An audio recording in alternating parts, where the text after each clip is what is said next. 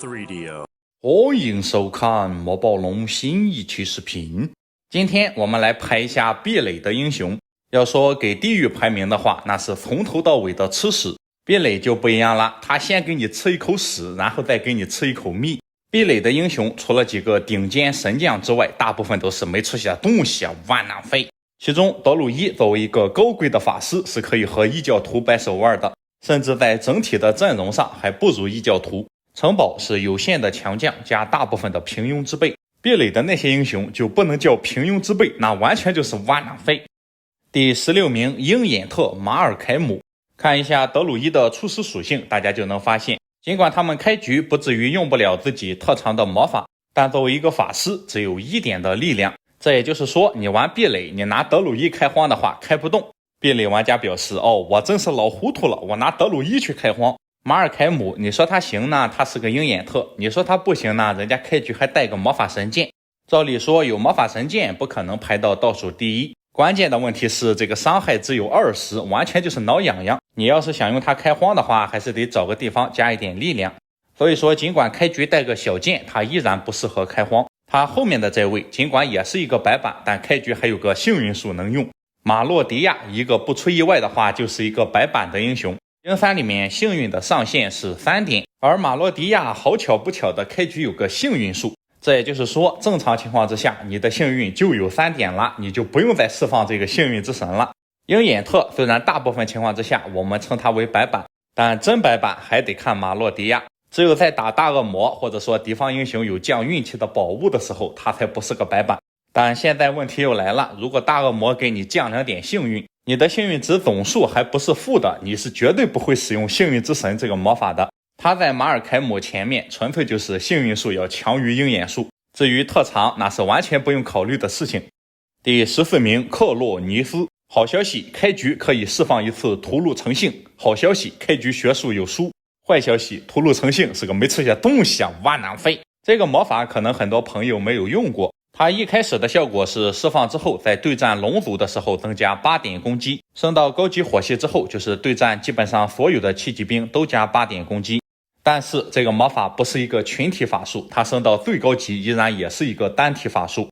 嗜血骑术升到高级火系之后是所有的部队增加6点的肉搏战攻击力，全体加6和单体加8怎么看也是小有差距，并且嗜血术是个1级魔法，屠戮成性是个4级魔法。嗜血术玩家都不怎么用，屠戮成性那就可想而知了。更加操蛋的是，作为丛林的守护者，德鲁伊出火的概率不是很高，万一你要抽风，你要想玩一下屠戮成性的话，你还得大费周章的给克洛尼斯学个火系。整体看下来的话，克洛尼斯就是一个有着学术的白板将，也是个白板。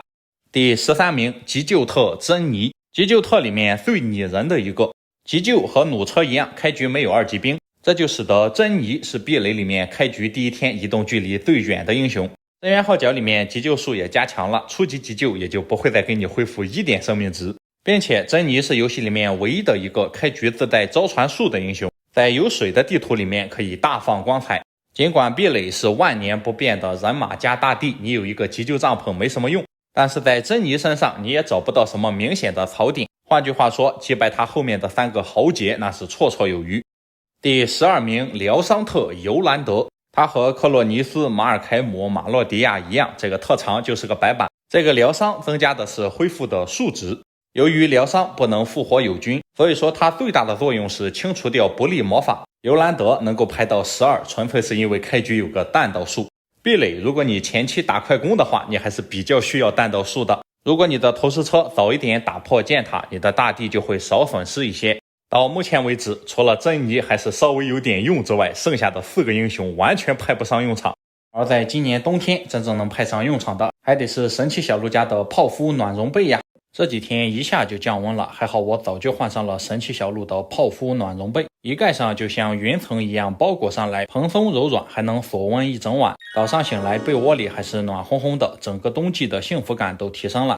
类似的冬被都要大几百，小鹿我这到手才188，性价比超绝。原先我睡了好几年的厚棉被，一拿出来就是一股霉味，又厚又重，翻个身都费老大劲。重点是不保暖，躺半天手脚还是冰的。盖了2天，身上痒痒的，还起了疹子。神奇小鹿就同时兼顾到了轻盈和保暖。秘诀在于它的3层隔离设计，中间是远红外发热面料，我亲测一躺进去就是温温的，上下的隔冷层把身体的散发热量牢牢地锁在被子里，不会太冷或太热，整晚都睡得很安稳。安心棉特殊的3维螺旋结构，睡起来更是堪比羽绒被的蓬松柔软，而且透气排汗不压身，不管我怎么翻滚都不会闷出一身汗来。冬天保暖不用再压8斤厚棉被，表层的超细胆纤维细腻贴身，直接贴着脖子更加保温。内芯还特地做了行缝固定，不易跑棉，好打理。7A 级物理抗菌加上 A 类母婴级面料，不套被套也能睡得放心舒服。2种颜色3种尺寸，大小床都能挑到合适的，不同地区还可以选择不同的厚度。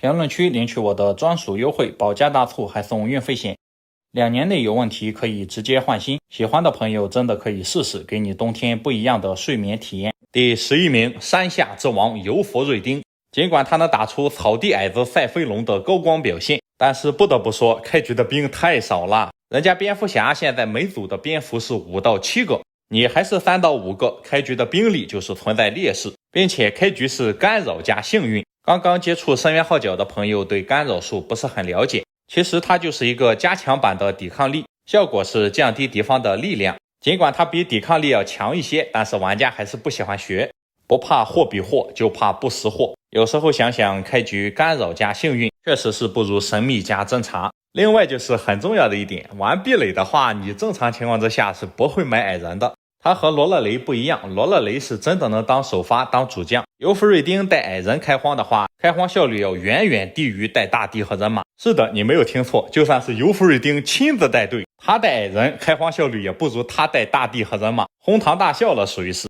第10名，克兰。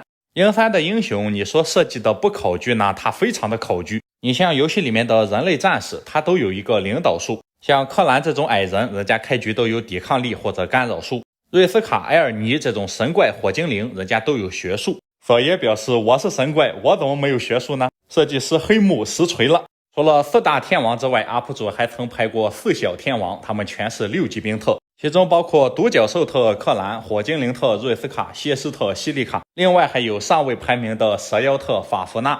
这几个共同点就是开局技能全偏了。克兰不仅开局偏了2技能，而且技能数奇臭无比。你用他的话，你会发现他和伊沃和凯琳压根就不是一个职业。人家西利卡菜点吧，开局的兵倒是非常的多。瑞斯卡呢，开局有智慧树，严格来讲就偏了1个技能。蛇妖特好歹开局带本书，所以说克兰是4小天王里面最烂的一个。在壁垒巡逻兵里面，他和矮子王一样，也是最烂的一档。在他身上你完全看不到任何当主将的可能。好在开局有个驯鹿，将就着用吧。第9名，寒冰特艾拉格。特长不错，开局还带个魔力。这种英雄照理说没有什么槽点，但是他是德鲁伊。德鲁伊意味着什么呢？意味着他开局只有1点力量。1点力量的结果就是他哪怕是2级魔法霹雳寒冰，伤害也只有30点。是的，地下城的妖术师开局扔个魔法神剑，伤害都有40。要是想让冰弹打出一点输出的话，你还是得在前期给他加1点2点的力量。偏偏德鲁伊这个职业力量成长并不是很高，艾拉格有可能3级4级了，力量还是1点，这日子就没法过了。所以说正常情况之下，你玩壁垒只要脑子没有抽掉，你是绝对不可能选个德鲁伊首发的。第8名，飞马特爱丽丝。咱们本期视频考虑的是 PVE， 他在 PVE 里面表现也是非常的平庸。好在飞马也可以帮助壁垒打一下快攻，所以说爱丽丝也不是一个纯粹的白板。一个不是白板的英雄，在壁垒居然坐第1桌吃饭了。你说人家地狱挖囊废呢？人家主要集中在异教徒上，大部分的魔鬼只是平庸，其中的几个还很厉害。巡逻兵就不一样了，光挖囊废就俩。异教徒地狱好歹有个泽达和艾登，德鲁伊没有槽点的只有一个智利特。每当这个时候，壁垒总有话说呀，拿我和地狱比是吧？我有钢板他有吗？我有后勤他有吗？我有伊沃他也没有。当你给地狱找补的时候，你会迅速的被打脸。壁垒和塔楼一样，可供首发的英雄选择非常的少，就那几个。你像飞马特爱丽丝在德鲁伊里面已经算是很不错的了。第7名，智利特艾丽莎。德鲁伊整个职业最后的尊严。一般情况之下，智利特和魔力特是不如钢板特和进攻特的，但是艾丽莎和艾登一样，是他们法师职业里面难得的正常人。开局的魔法是个恶咒附身，看来也是一个喜欢研究邪恶法术的人。像智力和魔力这种英雄没什么好说的，神将少他们排名就靠前，神将多他们排名就靠后，属于那种哪里需要哪里搬的类型。第6名干扰特吉赛尔。深渊号角由于是兼顾 PVP， 你的对手不会明知你是索格灵还给你的部队疯狂的套法术，所以说索格灵大叔 PVP 里面除了可以威慑一下之外没有用了。在索格灵还有抵抗力退休之后，吉赛尔和干扰术上岗了。干扰术是要强于抵抗力的，首先是数值方面比抵抗力高，降低的数值最少降低1点，最多降到1点。除此之外，如果你有抵抗力的话，你只能防止敌方部队给你的兵种释放法术，但是干扰术由于可以降低力量，敌方释放转世重生召唤元素也会有影响。如果杰塞尔升到20级，他的干扰术能够降低敌方 60% 的力量，再搭配上几个降低力量的宝物，把敌方的力量降成1，不是什么难事。在封魔方面还是要比索格灵快多了。尽管杰塞尔胜于索格灵，但无论杰塞尔还是索格灵，在壁垒里面也只能排第6了。